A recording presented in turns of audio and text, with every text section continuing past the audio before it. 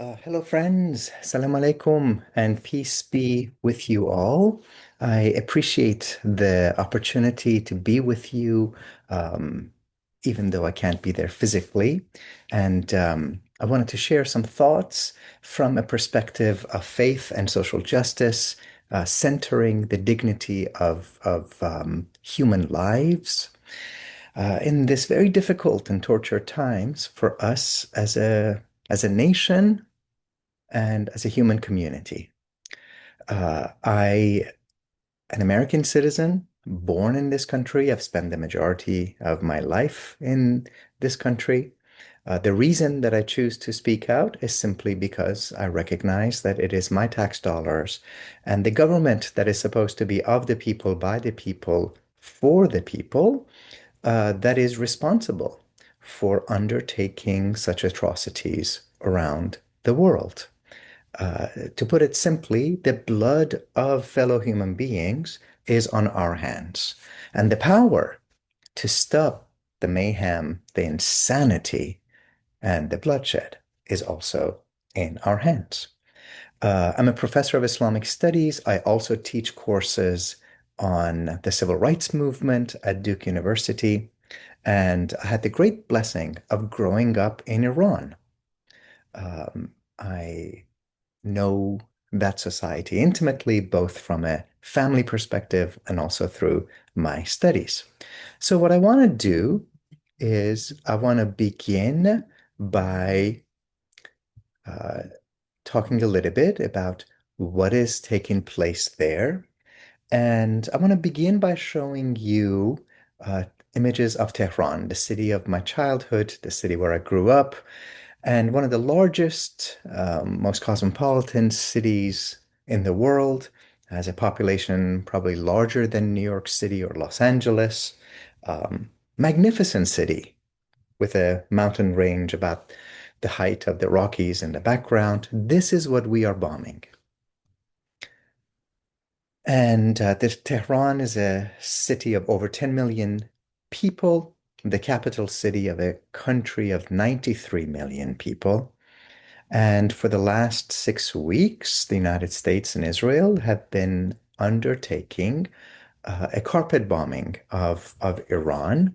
According to the United Nations, we have bombed, damaged, and destroyed 19,000 residential buildings, human beings, ordinary civilians who live in these buildings, something like 400 hospitals and clinics, right? The attacks on hospitals and clinics is a war crime under international law.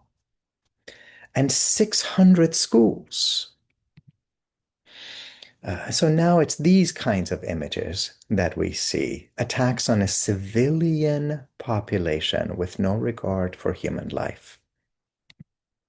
The attacks started on day one by targeting a girls' school, elementary middle school in the city of Minab in Iran, killing 170 school children. Not one acknowledgement, not one apology from our government or the Israelis.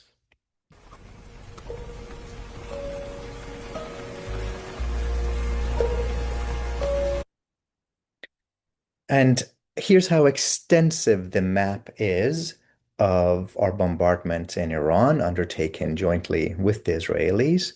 And if you're watching the American news account, what is the focus on? The Strait of Hormuz, the price of oil, the quote unquote success of this military operation. We are people of faith. We recognize that the breath of the ever living God flows through these cherished temples of each and every single human being, absolutely no exception. There is zero, not an iota of difference in the sanctity and the dignity of human life between the lives of an American, an Israeli, a Palestinian, an Iranian. And we are shattering temple of God after temple of God after temple of God, and this is on us. Initially, of course, the Americans and Israelis claimed that the bombing of that school was Iran's own working, as they tried to do in Gaza. That was debunked. And this is what bombing of civilian populations looks like.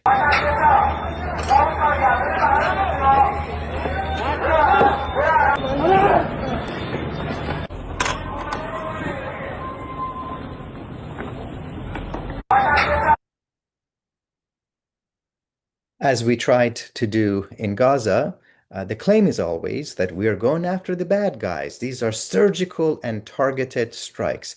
I want you to be the judge of these, if these look surgical. When you see an entire apartment building blown up, it's ordinary children, women, men, civilians who are bombed, made homeless, injured.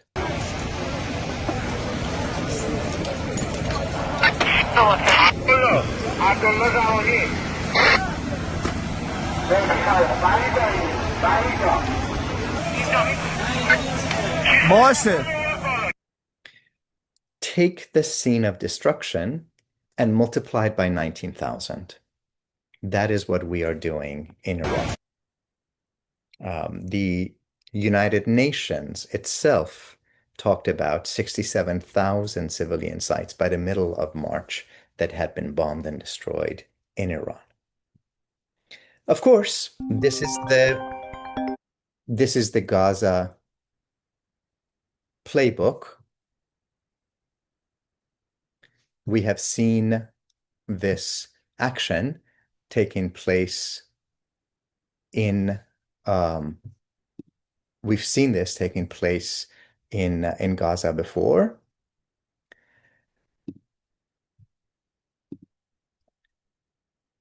And it's the Gaza playbook that's now been extended to Lebanon and to Iran.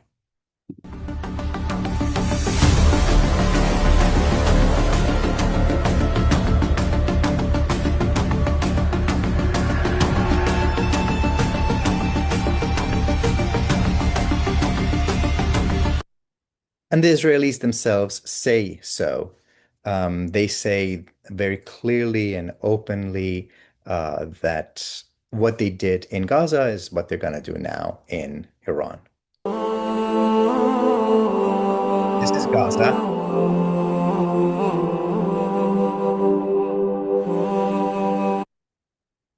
And we know the ordinary human beings, beloved grandparents and parents and children, that they, the Israelis, and we, the Americans, have killed. We see 1.5 million Lebanese being ethnically cleansed in this illegal war now being extended to Lebanon. And in Lebanon, the Israelis are now doing, under American patronage, what they had done earlier in Gaza.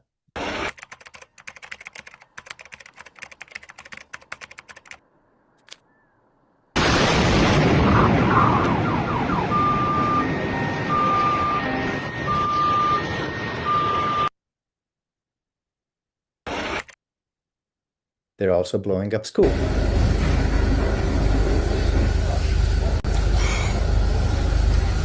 Wow. So I want to come and talk about what does this have to do with us here in America. It's easy to keep the focus on dollars.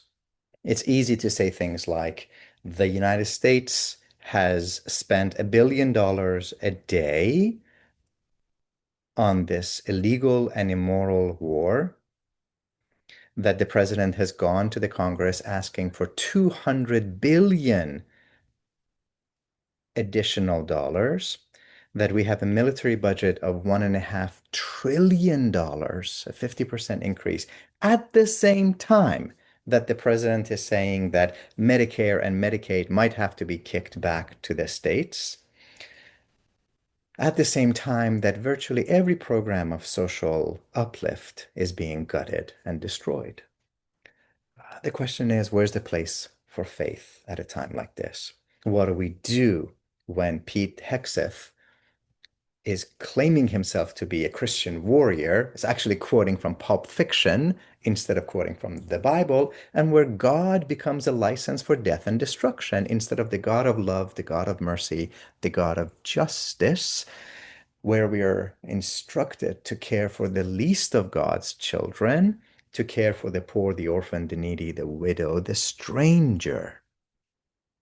It's a time for people of faith to rise up and to be measured.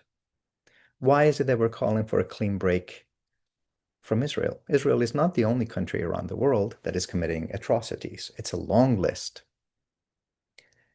We are specifically calling for this clean break in supporting Israeli genocide and apartheid because we are complicit. Without the United States paying for this Israeli policy, there would be no genocide and the apartheid would have to come to an end. We remember the words of Dr. King that the over there and the over here are linked together, that there's a triplet giant of evil, racism, materialism, poverty, and militarism. And the militarism over there, he was talking about Vietnam, we're talking about the Middle East. And the racism here at home against our Hispanic sisters and brothers, our Muslim friends, our Jewish friends, our Latin American friends, our queer friends, our Black friends, these are linked together. We're trying to save our own soul. We're trying to stand up and have a different vision of what it is to be a human community and the role that we play.